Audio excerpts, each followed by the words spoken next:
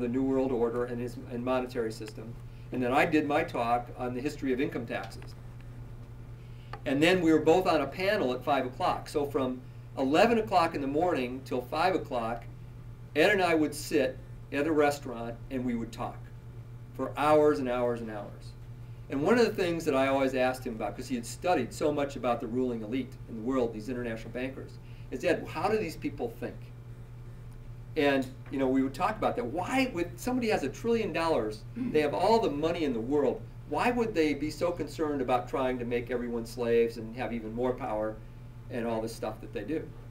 And one of the best things that I came across was this Edward L. Bernays, father of modern public relations, believed that he and other members of the elite were exactly the leaders needed to protect the people from their primitive, animal-like selves. This is one of his quotes. Their role, quote, to create man-made gods who assert subtle social control to bring order out of chaos. In other words, these people think that they have to, that they're born to rule, and that we're just animals, really. We're sheep, and that we don't have any way of knowing how to control ourselves. So they have to do it. And I think they actually believe that. These people, I actually believe now that they think they're doing good by controlling. They have become gods. They have become gods.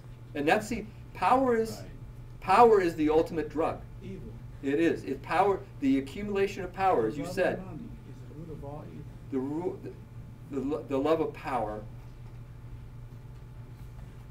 The love of power is the most dangerous drug there is. You know that Bernays was a cousin of Sigmund Freud. He was his nephew. Okay. Nephew of Sigmund. Yeah, he's Bernays was Freud's nephew. He lived over 100 years. That was a shame. Yeah, I know, 100 years. He wrote a book. He wrote a book on propaganda, and Yeah. it was one of the favorite volumes that Joseph Goebbels read. Have you ever heard of the Big Lie theory? That's Edward L. Bernays. Hitler and Goebbels, Bernays was one of their #1 consultants. The Big Lie theory, using graphs and polls, using polls for propaganda, that was Bernays. Using like the Institute for Concerned Medical Doctors, all these institutes with these high-sounding names and all that stuff, that was all Bernays. He developed all these techniques for propaganda and control. He was an advertising agent originally. Yeah, right. He found how he could control people to buy things through advertising, and then he expanded on that idea and said, what else can we do to control them through the media? Right. And then I just want to mention this, Admiral Chester Ward, member of the Council on Foreign Relations, which is one of the main groups that control media, politics, major corporations, the biotech industry. You look at the CEOs and members of the board of directors on Cargill, Conagra, Archer Daniels Midland, Monsanto. It's just all CFR and Trilateral Commission members. It's really quite amazing.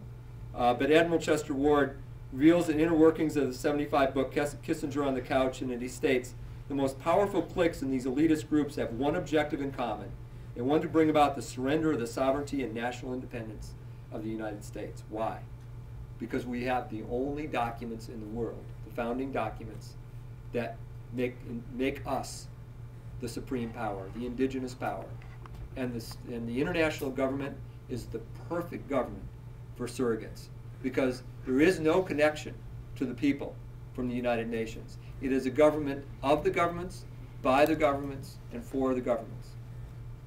And so if they can destroy the United States financially, morally, every way that they can, then there's nothing standing in their way of controlling the whole world. And that's how they think. So we'd have to restore our republic, whether we do it through the group that we're with now, that Drew and me and Hal and the others are working with, or however we do it. We got to do it. We just got to keep working. Right now, this group seems to have the most momentum, and establishing the grand juries, it's fabulous what's happening there. So our beliefs in the Republic, we believe in the Declaration of Independence, the Constitution,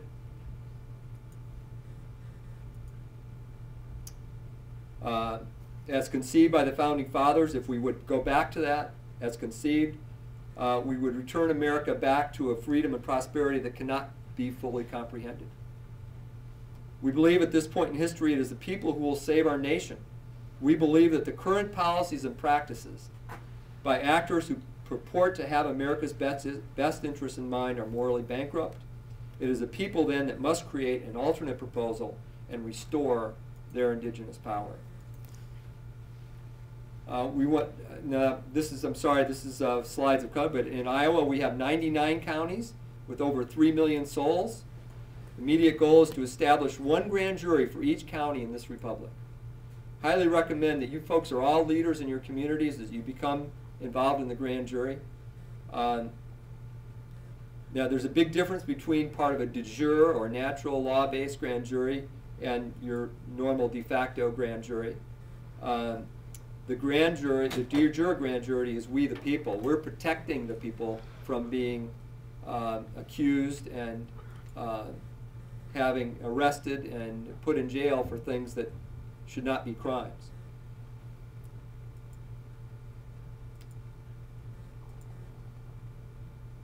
So if you're interested today, Drew and the guys can get you signed up to be a member of the grand jury. It's serious business. And a little bit more about that. Oh, they took that slide out. I have some other, I have two versions of this thing that show how the grand juries are rooted in the Fifth Amendment. The Fifth Amendment gives us the right to create these common law grand juries. And what's been happening over the last 50 years is the de facto governments have been trying to get the grand juries out of the system. They call it antiquated. We don't really need them. Well, of course, to serve their interests, they are not needed. They're standing in the way. It's for us that they're there. Yeah. Not educated in the law. Right. You're not educated in the law. Right. Right. So you can't really do this. No. Right. So you may just want the benefits of being in the republic. It's called the Declaration of Sovereign Rights held by indigenous power. Now people say, well, why do I have to sign something to be a member of the republic? Well, that's a good question. Should you have to sign something? Probably not. But here's the thing. It goes back to what I was saying before about indigenous power and surrogate power.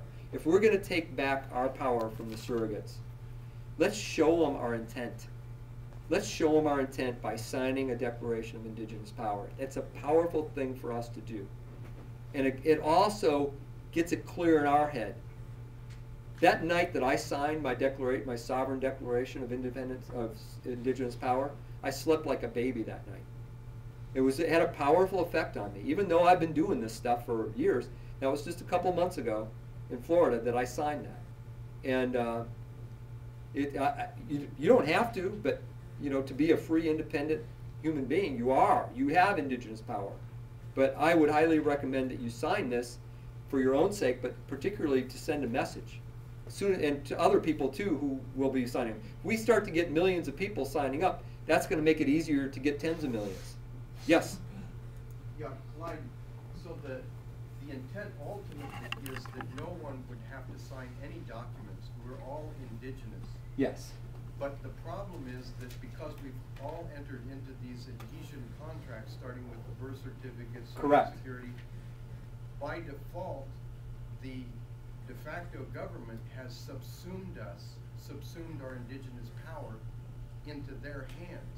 And so in order to break the link with those adhesion contracts, we have to sign something at this point. But our goal eventually is that everyone will be free and will be free of the Absolutely. de facto government. That's a very good point.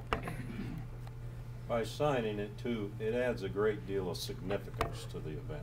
It does. It enhances It does. the significance It of does. it. And that, yes. I got your other slide if you want, your PowerPoint presentation, if you want to show that. Which one? What slide is it? On the grand jury. Oh, good. Okay. If you want it, if you can put it up there later. Maybe we'll put it up later. Okay.